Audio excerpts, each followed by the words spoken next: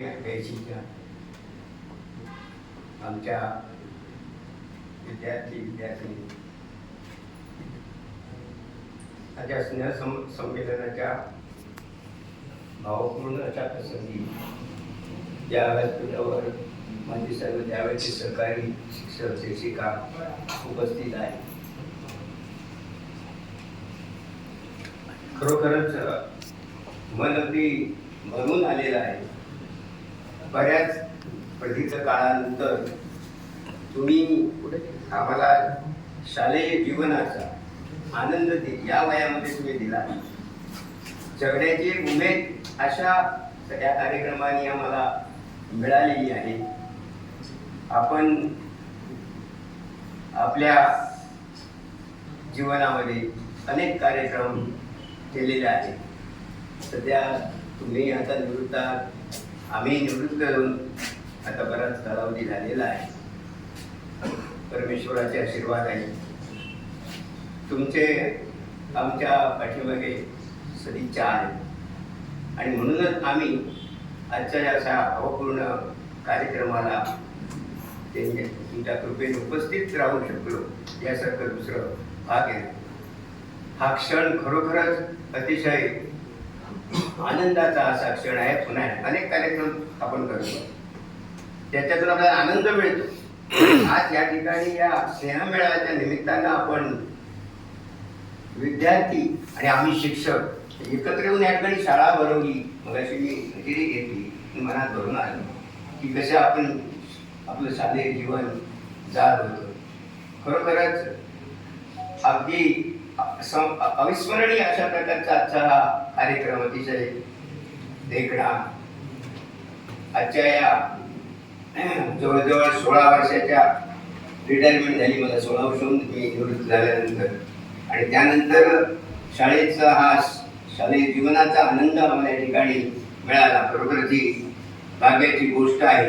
मन भरून येणारा असा देखणा स्नेहपूर्ण कार्यक्रम मेहनत घेऊन अतिशय मेहनत घेऊन तुम्ही या ठिकाणी कार्यक्रम केल्याबद्दल तुम्हाला मी खरोखर धन्यवाद देतो. विशेषतः आमचा विद्यार्थी भाऊ आजगावकर. आता भाऊ आजगावकर म्हणजे या जिल्ह्यामधलं ज्यांनी नाव कमावलेलं आदर्श शिक्षक, अनेक पुरस्कार त्याला मिळालेले आहेत. म्हणजे नेतृत्व, कर्तृत्व या आणि वक्तृत्व या तिन्ही गोष्टींनी भाऊने त्या जिल्ह्यामध्ये आपली ओळख निर्माण केलेली आहे. त्याच्या नेतृत्वाखाली आपण सर्वांनी या ठिकाणी येऊन अतिशय मेहनत आज आपण पाहतो की सध्या या घड्याळाच्या काठावर चालणाऱ्या या धडपडी अशा या जगामध्ये आपल्या घरातली 2 माणसं किंवा 4 माणसं एकत्र येणं अशक्य असतं.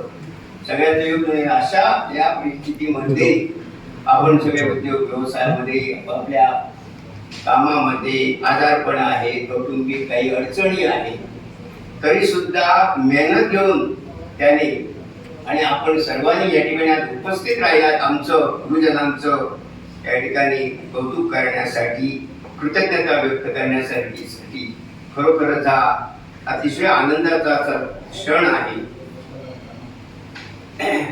मी या ठिकाणी प्रथमतः तुमचे आभार मानतो की आम्ही तुम्हाला सर्व शिक्षक वर्ग शाळेमध्ये ज्ञान देत असतो. जे शिकवतो त्याच्यातून तुम्हाला ज्ञान मिळतं, संस्कार मिळतात.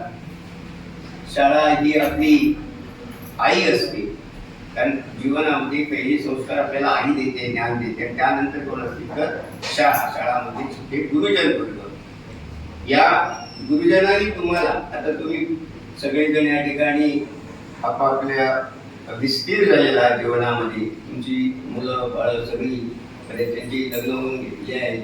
थोडं धंदा असेल, उद्योग असेल, आपण सगळं सांपत्तिक स्थितीने स्वतः असा धन दौलत सगळं काही आहे. आणि परंतु या गुरुजनांनी तुम्हाला असं एक धन दिलेले, ज्ञान दिलेलं आहे आणि जे संस्कार दिलेले आहेत, हे धन जे तुमच्यापासून कोणी हिरावून नेणार नाही, ते चोरून कोणी नेणार नाही, असं धन तुम्हाला कायमस्वरूपी गुरुजनांनी दिलेलं आहे. आणि त्याच्यासाठी तुम्ही त्यांचे ऋण व्यक्त करण्यासाठी या स्नेहमेळाच्या निमित्तानं या ठिकाणी एकत्र आलेले आहात. School is our second house असं आपण शाळेत असताना इंग्रजीमध्ये लिहित होतो. School is our second house.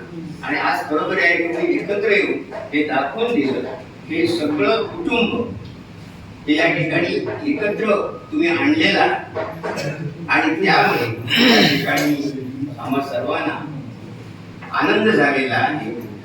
आता खरं आम्ही माझं वय आता 75 चालू झालेलं आहे.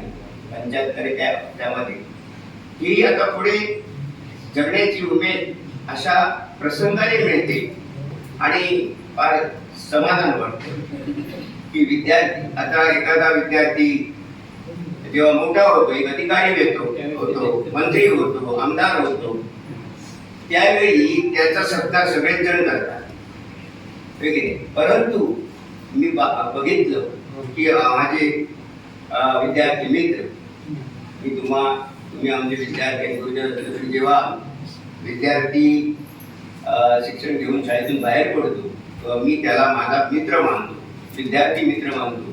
त्यावेळी मग विद्यार्थी आणि शिक्षक हे नातं कायम राहतं, पण त्याला अधिक मित्र म्हणतो. म्हणून सुखदुःख आपल्याला सांगायला हरकत नाही.